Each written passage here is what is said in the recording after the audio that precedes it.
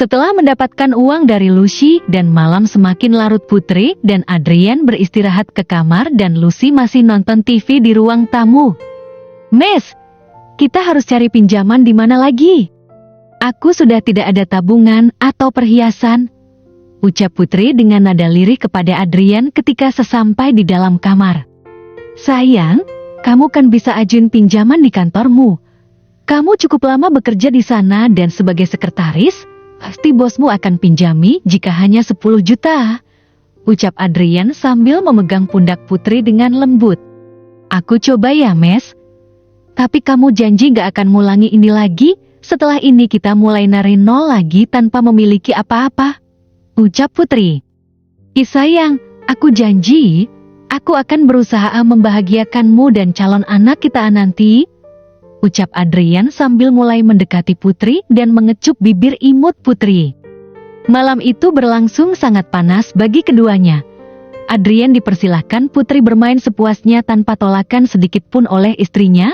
Putri berusaha semaksimal mungkin melayani suaminya meski dia menahan sakit karena senjata Adrian yang begitu besar. "Ih," teriakan Putri nyaring banget. "Tumben Putri bisa selama ini ngelayani Adrian," gumam Lucy dari ruang tamu. Saat permainan usai, Putri langsung terkapar lemas dengan penuh keringat membasahi tubuhnya. "Maaf ya sayang kalau terlalu kasar," ucap Adrian sambil mengecup kening Putri yang basah. "Gak apa-apa, Mes, setidaknya aku memenuhi kewajibanku sebagai seorang istri. Dengan begini aku harap kamu bisa puas," ucap Putri. Putri langsung tertidur setelah membersihkan diri sedangkan Adrian pamit untuk merokok di luar. Putri mempersilahkan karena dia tahu sang suami memang selalu merokok di luar kamar setelah main. "Kalau sudah langsung tidur ya, Mes. Besok kamu mulai ngojek," ucap Putri sambil memejamkan matanya. Adrian keluar kamar hanya mengenakan boxer saja tanpa kaos. Di tengah gelapnya ruang tamu terlihat masih ada cahaya dari televisi yang menyala. "Belum tidur, Maa?" tanya Adrian yang melihat Lucy masih menonton TV. "Bagaimana bisa tidur kalau dengar suara kalian seperti itu?"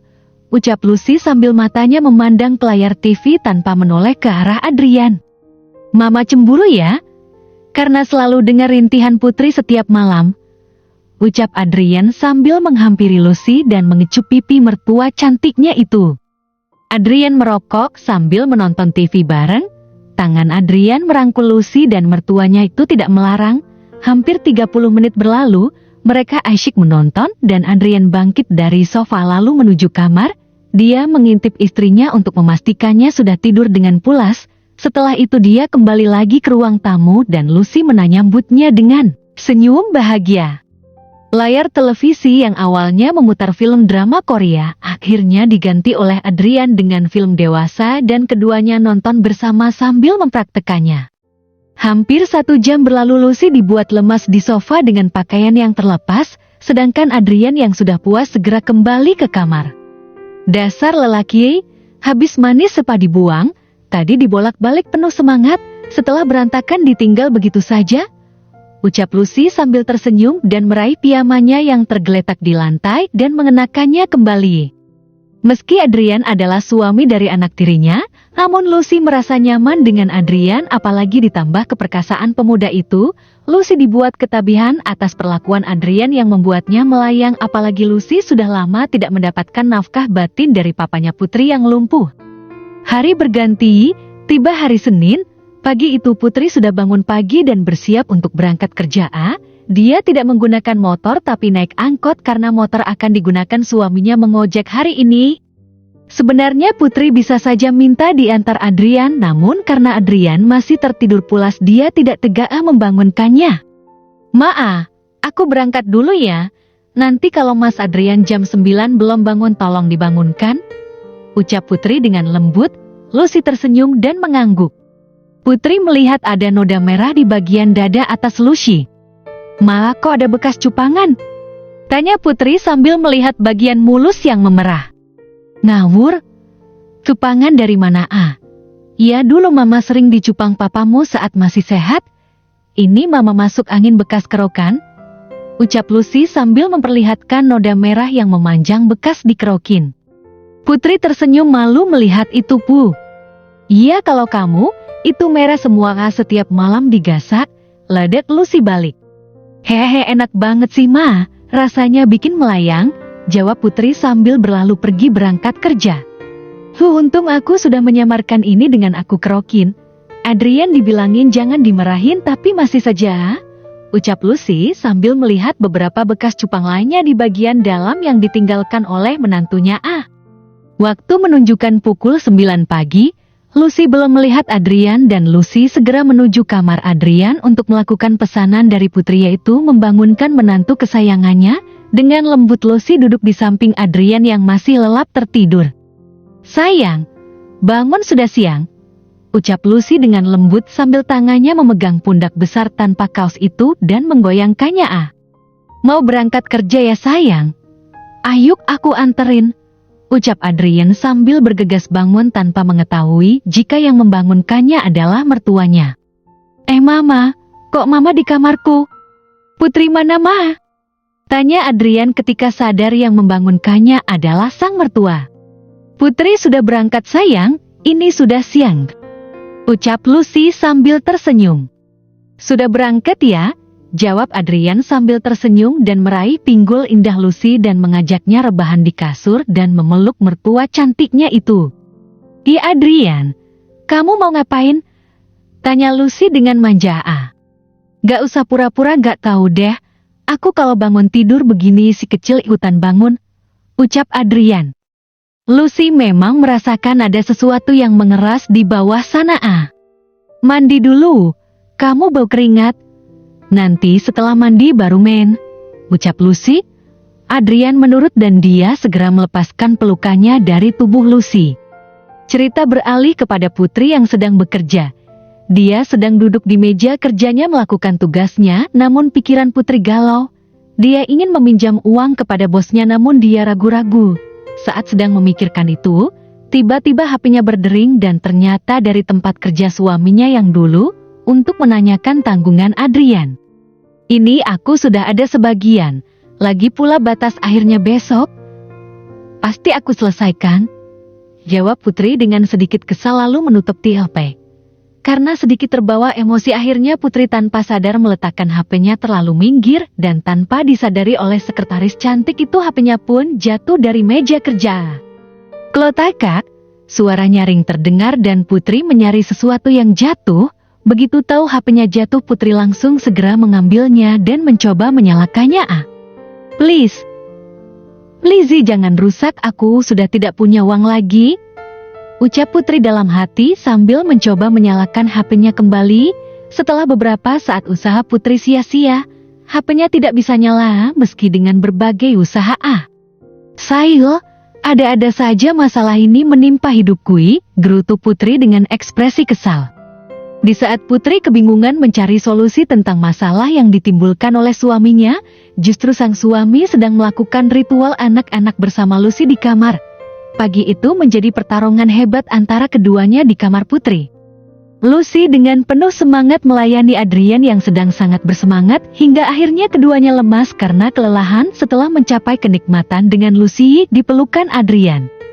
Pantes saja istrimu selalu merintih setiap malam, ternyata kamu sehebat ini jika main dengan Bibes, ucap Lucy dengan lirih. Kamu merintihnya keras banget. Bagaimana kalau papa dengar? Ukau Adrian pada wanita di pelukannya itu. Biarin saja sayang, lagi pula meskipun dia dengar juga gak bisa berbuat apa-apa, jawab Lucy sambil memeluk erat tubuh Adrian. Mama jahat banget, aku kira mama sayang dan perhatian sama papa, ternyata setega ini, ucap Adrian. Sudahlah jangan bahas papa, lagian apa yang diharapkan dari mayat hidup itu? Aku juga butuh nafkah batin dan aku mendapatkan dari kamu.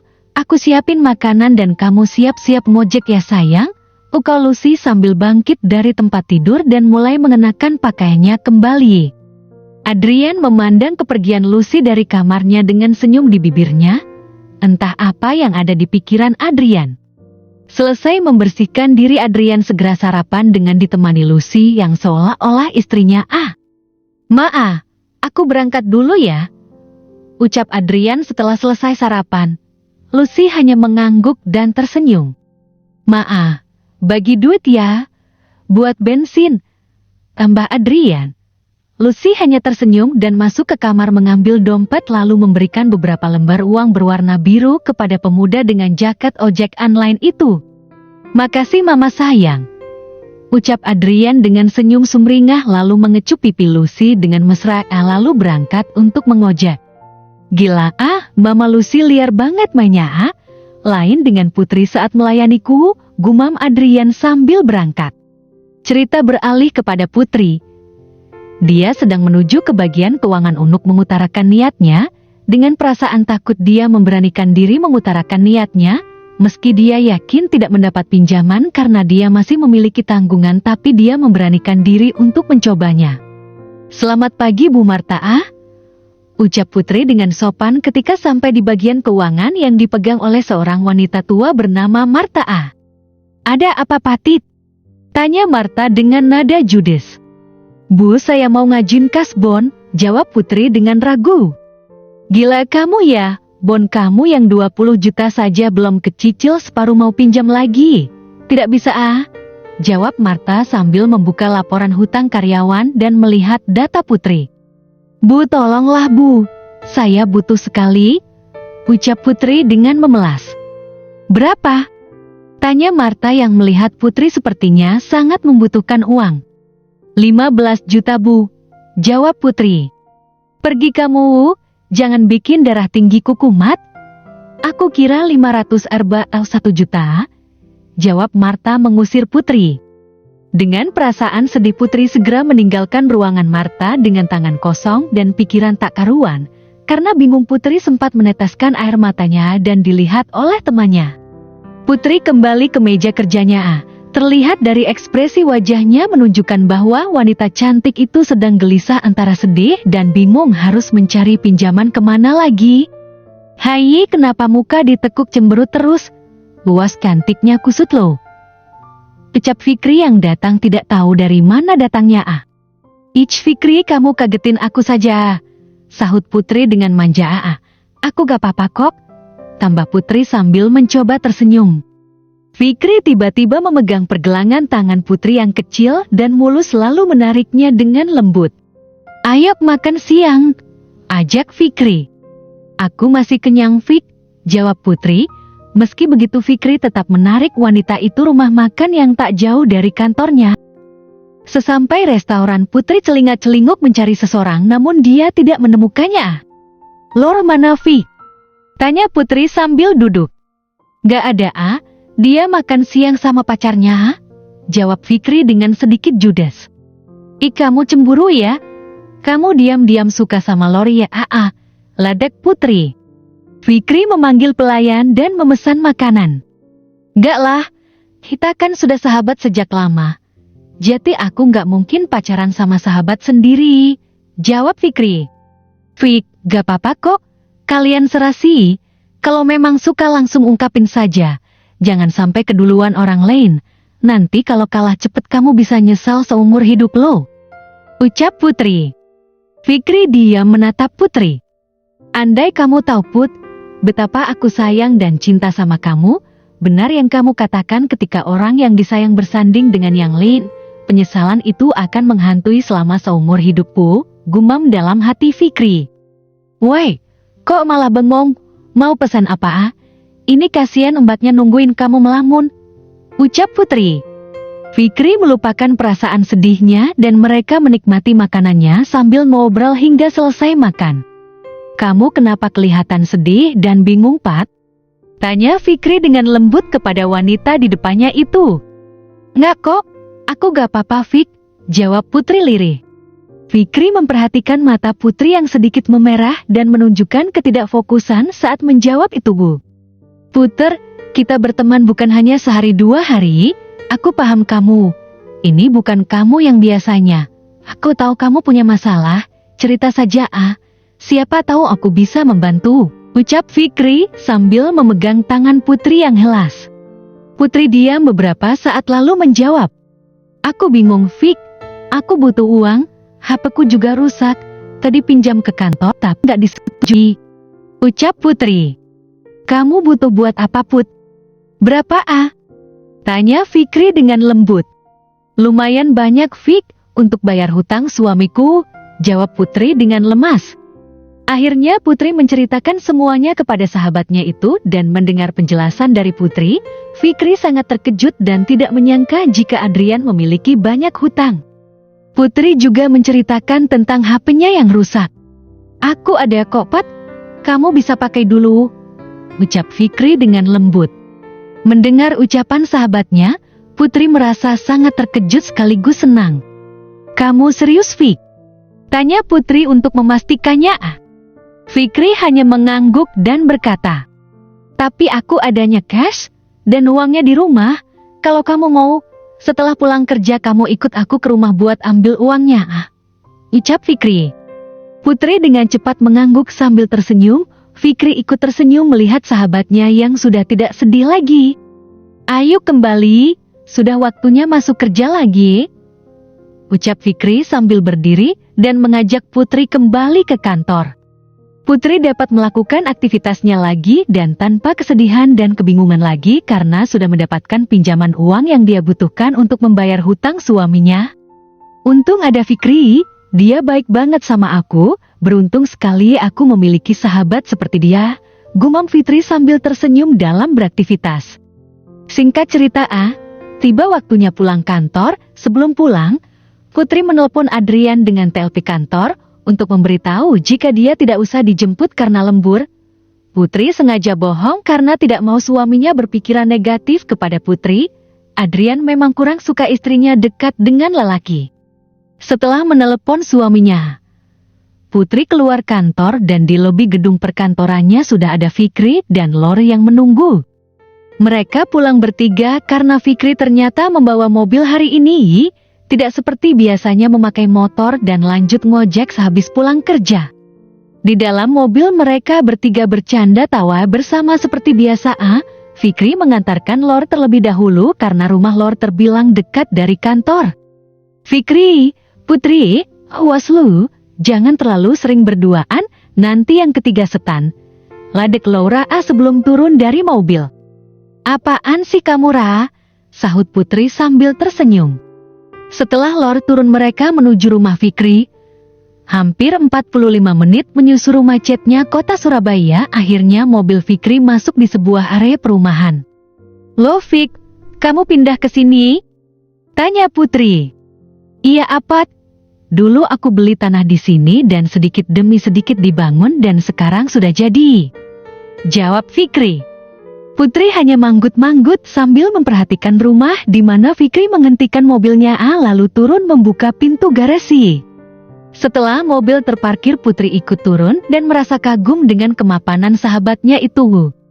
Masih sepi ya Fik di sini? Belum terlalu ramai, ucap Putri. Iya penghuninya masih sedikit tapi aku yakin dalam 5 tahun pasti sudah ramai, ucap Fikri sambil mengajak Putri masuk. Fikri tinggal di rumah itu sendirian sedangkan orang tuanya di luar pulau. Kamu istirahat dulu, aku ambil uangnya, ucap Fikri kepada Putri. Wanita cantik itu hanya mengangguk dengan patuh lalu duduk sofa yang berada di ruang tamu, sedangkan Fikri menuju kamarnya. Setelah membuka pintu kamar, terpampang sebuah lukisan sketsa wajah yang cukup besar di dinding. Sketsa wajah itu adalah Putri. Andai kamu menjadi milikku, Pot, aku pasti akan membahagiakanmu. Kamu tidak perlu bekerja seperti sekarang. Kamu cukup berdiam diri di rumah mengurus anak-anak kita, ucap lirih Fikri sambil memandang lukisan itu. Tidak mau larut dalam kesedihan cintanya, Fikri langsung menuju lemari. Dia membuka berangkas miliknya dan mengambil sejumlah uang dari dalamnya, lalu segera menghampiri Putri yang berada di ruang tamu lagi. Lama banget sih kamu, Fit.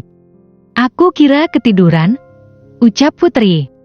Baru ditinggal 3 menit saja sudah kangen, sahut Fikri sambil duduk di samping Putri. Nih uangnya tambah Fikri, sambil memberikan amplop coklat kepada Putri. Wanita cantik itu menerima amplop dari Fikri dan melihat isinya. Berapa ini, Fik? Kok banyak banget? Tanya Putri.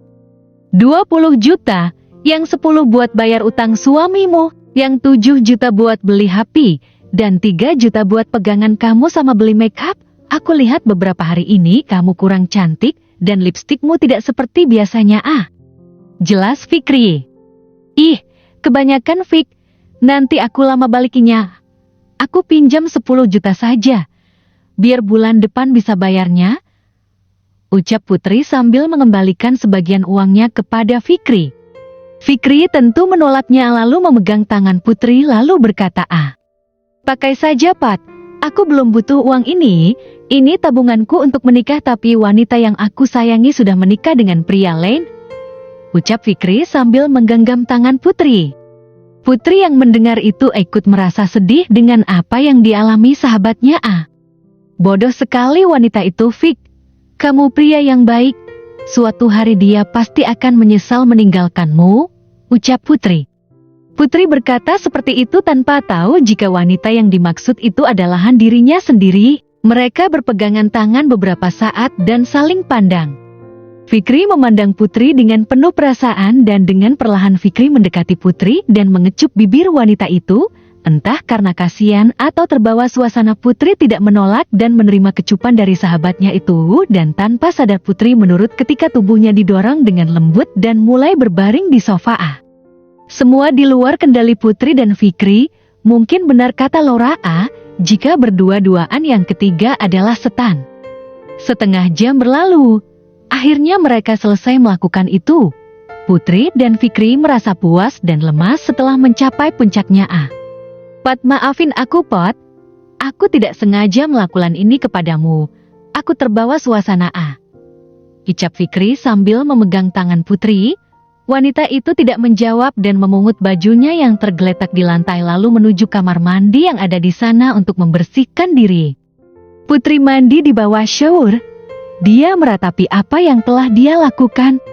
Mas Adrian, maafin aku Mes. Aku mengkhianati pernikahan kita Gumam Putri dalam hatinya yang merasa bersalah kepada suaminya.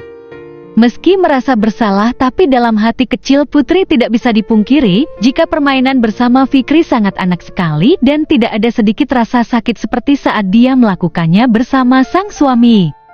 Sentuhan Fikri juga sangat lembut sehingga Putri tidak dapat menolak saat Fikri terus mengeksekusinya tadi karena dia tidak pernah mendapatkan sentuhan dan belayan selembut itu dari suaminya Putri cukup lama mandi hampir sekitar 30 menitan karena selama di kamar mandi Putri juga berendam di dalam bathtub merenungi kesalahan yang telah dia lakukan bersama sahabatnya.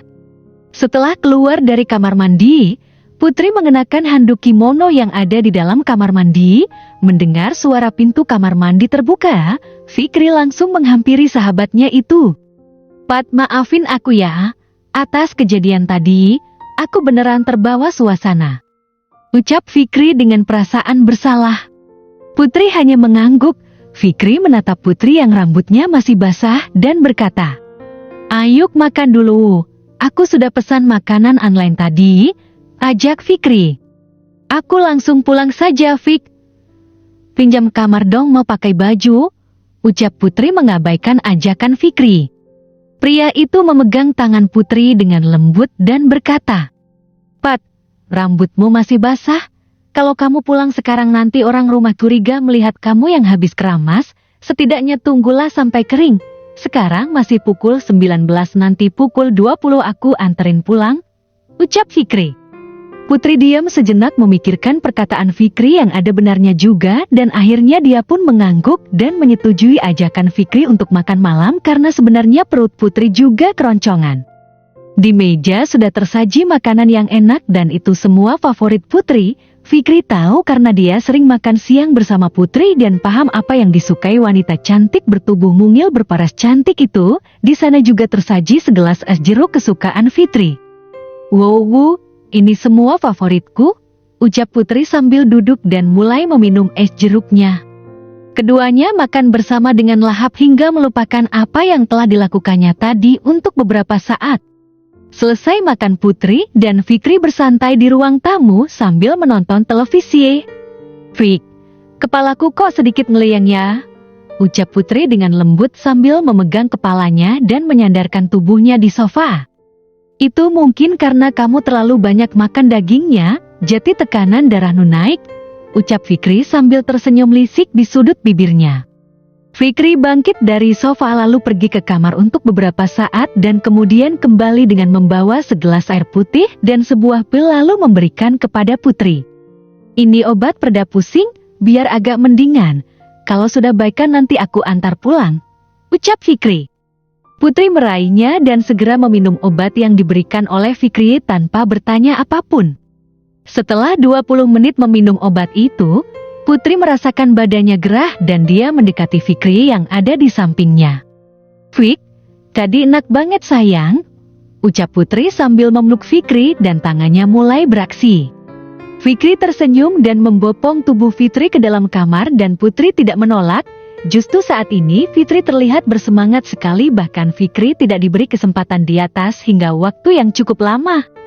Permainan itu berlangsung cukup sengit sampai keduanya terkapar lemas dengan Putri tengkurap di atas Fikri dengan senjata yang masih menancap. "Fik, enak banget sayang," ucap Putri sambil mengecup sahabatnya itu lalu akhirnya ketiduran di kamar pemuda tengkuh. Waktu menunjukkan pukul ke-23.00. Putri terbangun dan membuka mata. Dia terkejut ketika tahu sedang tidur di atas kasur tanpa busana. Dia segera meraih selimut yang ada di sana untuk menutupi tubuhnya yang indah. Putri menoleh sekeliling dan mendapati Fikri sedang duduk di kursi sambil menatap dirinya. "Fik, kamu apain aku?" tanya Putri dengan mata memerah dan nada marah. "Hah? Aku apain kamu? Kamu yang apain aku? Kamu yang memaksaku. Awalnya aku menolak tapi kamu terus memaksa," jawab Fikri. Mendengar jawaban Fikri, Putri tercengang dan mencoba mengingat apa yang terjadi. "Aneh, perasaan aku tadi bersama Mas Adrian. Kenapa sekarang jati Fikri? Lagi pula tumben tadi aku sangat bersemangat dan ingin melakukan itu. Biasanya aku tidak seperti itu meski di kamar bersama suamiku," gumam dalam hati Putri yang kebingungan. "Aku harus pulang. Ini jam berapa tanya Putri sambil bangkit dari tempat tidur. "Sudah jam 11. Kamu yakin mau pulang? Coba kamu ngaca. Lihat tubuhmu," ucap Fikri. Putri yang penasaran menuju cermin yang ada di sana dan dia memperhatikan tubuhnya. Alangkah terkejutnya Putri ketika mendapati beberapa noda merah di dadanya. "Fik, kamu tega ya lakuin ini ke aku? Kalau suamiku tahu aku bisa nangis." Fikri mendekati Putri dan memeluk wanita itu. "Pat, malam ini kamu di sini saja ya. Kalau pulang juga percuma, pasti ketahuan suamimu dan dia pasti akan marah serta akan menceraikanmu," ucap Fikri. Putri diam sesaat karena apa yang dikatakan pemuda itu ada benarnya aja. Minta main, lalu dia lihat noda merah di dadaku, pasti dia curiga. Lebih baik aku pura-pura lembur saja, gumam Putri dalam hatinya. "Pinjam HP-mu, aku mau hubungi orang rumah," ucap Putri dengan nada marah. Fikri melepaskan pelukannya dan menuju lemari mengambil HP dan memberikan kepada Putri. "Adalah kamu pakai HP ini? Sudah lama gak dipakai? Kalau kamu TLP jangan pakai nomorku, nanti suamimu curiga," ucap Fikri. Cerita beralih ke rumah Putri. Adrian sedang asyik bersama Lucy menonton televisi. Mereka sebenarnya sudah tidak tahan ingin melakukan yang enak-enak, namun takut jika tiba-tiba Putri datang dan memergoki mereka berdua. "Putri kok belum pulang ya, Ma?" tanya Adrian kepada Lucy. "Tadi sih bilangnya lembur karena mau ketemu klien, handphonenya juga rusak, jati pasti susah ngasih kabar," jawab Lucy. "Kamu sudah kangen ya, tambah Lucy sambil tersenyum. "Bukan kangen, Ma. Kalau gak pulang sih gak masalah, yang penting kasih kabar, biar bisa bawa kamu ke kamar. Kalau begini kan aku bingung, aku bawa kamu ke kamar takutnya Putri tiba-tiba datang," jawab Adrian. Belum sempat Lucy menjawab, HP Adrian berdering dan dia segera meraihnya. Ternyata Putri yang TLP dan memberitahu dia lembur di luar kota karena menemui klien dan akan pulang sudah terlalu larut dan malam ini menginap. Putri juga memberitahu jika dia sudah mendapat pinjaman dari kantor serta sudah membeli HP.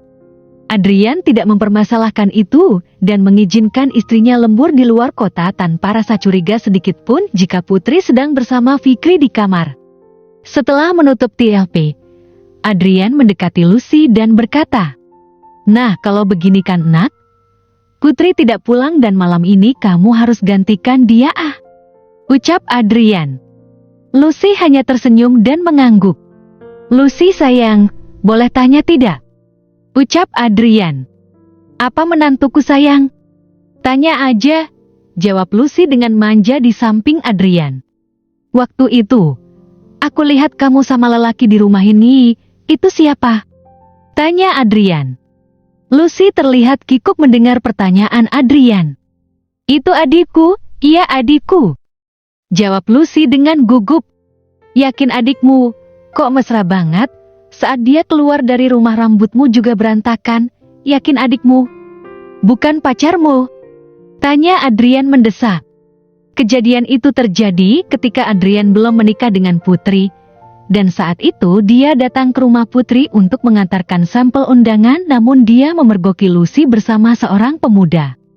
Lucy terdiam beberapa saat dan berkata, "Dia pacarku Adrian," ucap Lucy dengan lembut. "Jangan sampai ada yang tahu ini kecuali kita Jujur, aku butuh belayan seorang pria Semenjak papa Putri stroke dan lumpuh aku kesepian, dan aku kenalan dengan dia," tambah Lucy. "Lucyku sayang, kamu suka nggak sama aku?" tanya Adrian dengan lembut. Lucy hanya mengangguk 2 kali. "Aku nggak tahu apa yang kamu rencanakan, tapi aku tahu sebenarnya kamu sebel ngerawat Wito yang seperti Adrian." Mendengar itu Lucy terdiam. "Lucy sayang, kalau kamu cerita sama aku tidak akan membocorkan rahasiamu kepada Putri, tapi kalau tidak, aku akan membeberkan semuanya tambah Adrian. Lucy diam sejenak lalu berkata, "Kamu sayang aku?" tanya Lucy. Adrian mengangguk. "Meski kamu suami Putri?" tanya Lucy lagi. "Ya aku sayang kamu, dan aku nyaman sama kamu. Apalagi kamu bisa membuatku puas, tidak seperti wanita sialan itu yang banyak peritos dan selalu kesakitan setiap diajak main. Lain sama kamu yang selalu menurut dan melakukan apa yang aku inginkan," jelas Adrian. "Andai dulu aku ketemu kamu lebih dulu, pasti aku nikahin kamu. Gak peduli kamu suami orang daripada nikahin Putri yang sama sekali gak bisa bahagiakan suami," tambah Adrian. "Kita nikah yuk," ajak Lucy. "Lalu bagaimana Wito? Apa kamu rela ninggalin ini semua?" tanya Adrian. Adrian tahu meski rumah yang mereka tinggali sederhana, tapi Wito memiliki banyak aset tanah dan bangunan lainnya yang dikontrakan. Tua bangka itu sudah tidak bisa apa-apa. Sebentar lagi hidup bersama, ucap Lucy. "Lalu bagaimana pacarmu?" tanya Adrian. "Asal kamu mau menjadi kekasihku dan nanti kita menikah, aku tinggalin dia. Lagi pula dia hanya nyusahin aku. Bisanya minta uang dan ngajakin tidur terus," jelas Lucy. Akhirnya dengan berjalannya waktu aku bisa mengambil hatimu," gumam Adrian dalam hatinya. "Lucy sayang, malam ini kamu jati istriku dan harus melayaniku sampai puas," ucap Adrian sambil membopong tubuh indah Lucy dan membawanya ke kamar. "Adrian sayang, di kamarku saja. Di sana kasurnya lebih empuk dan luas, kita bisa leluasa main," ucap Lucy dengan sentil. "Tapi sayang, kan ada Wito?" tanya Adrian. "Biarin saja dia duduk di kursi roda dan melihat permainan kita. Salah siapa dia lumpuh dan stroke jati, jangan salahkan jika aku bersama pria yang lebih perkasa ucap Lucy. Dengan ragu Adrian membawa Lucy ke kamar pribadinya dan di sana ada Wito. Wito awalnya berbaring di kasur, namun Lucy meminta Adrian untuk memindahkan Wito ke kursi roda. "Suamiku sayang, aku pinjam kasurnya ayah," ucap Lucy. Adrian sebenarnya tidak tega melihat Wito, namun karena ini permintaan Lucy akhirnya Adrian mau. "Pak, pinjam Lucy cantiknya ya. Eman kalau wanita secantik ini dibiarkan nganggur," ucap Adrian. Keduanya bergulat dengan penuh semangat tanpa memperdulikan Wito yang melihat mereka melakukan itu. Cukup lama mereka bermain dengan segala posisi, dan Wito hanya bisa melihat tubuh indah istrinya di jamah Adrian. Setelah selesai dan puas, keduanya istirahat beberapa saat dan Lucy bangkit dari tempat tidur untuk membersihkan diri ke kamar mandi. Setelah memastikan Lucy pergi ke kamar mandi, Adrian mendekati Wito. "Pak, maafin aku, mungkin di mata Papa aku salah besar, tapi aku punya tujuan dan ini untuk kebaikan putrimu," ucap pemuda itu sambil mengangkat Wito dan mengembalikan ke atas kasur, lalu dia keluar dari kamar. Lucy yang selesai membersihkan diri kembali ke kamar dan melihat Adrian sudah tidak ada. Wanita itu menghampiri Wito dan berkata, "Kamu sudah sering melihat pemandangan seperti itu. Tapi kali ini kamu pasti kagetkan melihat aku bersama suami anak kesayanganmu, dan asal kamu tahu, Adrian juga mau mati. Aku akan menikah dengan Adrian dan putrimu akan menjadi janda," ucap Lucy lalu keluar dari kamar. Saat berbalik ke arah pintu, Lucy mendapati Adrian berdiri di sana dan mendengar semua yang diucapkan. Adrian tidak marah dan hanya tersenyum lalu mengajak Lucy tidur di kamar Adrian. Keduanya tidak langsung tidur tapi mengobrol di atas kasur sambil bermanja-bermanja. "Sayang, kalau kita menikah, kita berdua harus tinggal di mana? Apa kita harus ngekos?" ucap Adrian sambil membelai rambut Lucy. "Kamu tenang saja sayang, aku sudah siapin rencana dan kita tidak perlu hidup susah lagi, bisa dipastikan kita hidup bergelimang harta," ucap Lucy. Namun Lucy tidak menceritakan apa rencananya kepada Adrian meski pemuda itu sempat mendesak. "Sayang, kamu tadi bilang ke Wito, jika dia sering lihat kamu main, apa jangan-jangan struknya dia kamu penyebabnya?" tanya Adrian. "Hehehe. Dia mergokin aku sedang anak-anak sama pacarku, lalu kena serangan jantung plus stroke sekaligus. Sudahlah, nggak usah dibahas," ucap Lucy memeluk Adrian. Sepertinya Lucy memang benar-benar jatuh cinta pada Adrian karena keperkasaan pemuda itu sehingga dia menceritakan semuanya. Keduanya malam itu seperti suami istri karena tidak ada putri, sedangkan putri sedang menginap di rumah Fikri dan beranak-anakan juga.